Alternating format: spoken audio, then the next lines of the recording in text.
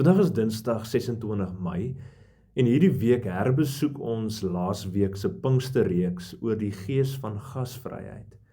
En vandag se tema staan ons stil by die gasvryheid binne die gemeenskap van gelowiges. Die twee tekste waarbinne ons ook net so vlugtig gaan wandel en gaan hersien is Handelinge 2 vers 37 tot 47 en 1 Petrus 4 vers 9 en ek nooi jou graag uit om vandag verder daaroor te reflekteer en verder te lees. Nou, na Pinkster in die vroeë kerk het 'n radikale gasvryheid geleef. Jy sien, duisende is gedoop en het volhard in die apostelse leer, gemeenskap, broodbreking en gebed. Hulle het hulle besittings verkoop, alles gemeenskaplik gehad en volgens behoeftes uitgedeel.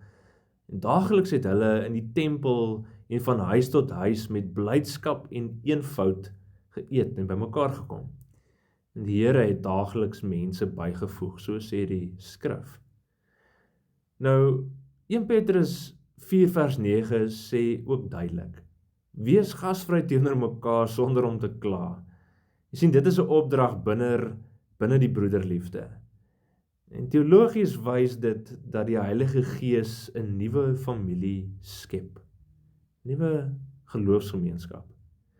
En die gelowiges het die Ou Testamentiese sorg vir armes beliggaam deur vrywillige deel. En die resultaat was eenheid, vreugde en 'n kragtige getuienis. In vervolgingstye was gasvryheid noodsaaklik. Huise het kerk geword. En vandag sukkel ons met oppervlakkige verhoudings en individualisme. Die roeping bly nog steeds: wees gasvry sonder om te murmureer, sonder om te kla.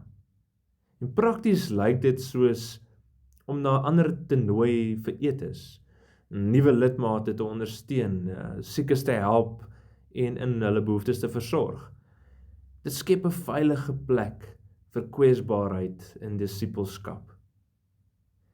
Want gasvryheid genees wonde en maak die kerk aantreklik vir 'n verlore wêreld. Jy sien, gasvryheid binne die gemeente is 'n sigbare teken van God se koninkryk. En dit daag selfsug uit en herinner ons dat geloof gemeenskaplik is. Wanneer gelowiges mekaar opreg ontmoet en opreg verwelkom, word Christus se liefde duidelik sigbaar. Kom ons bid saam. Here, dankie vir die vroeë kerk se voorbeeld.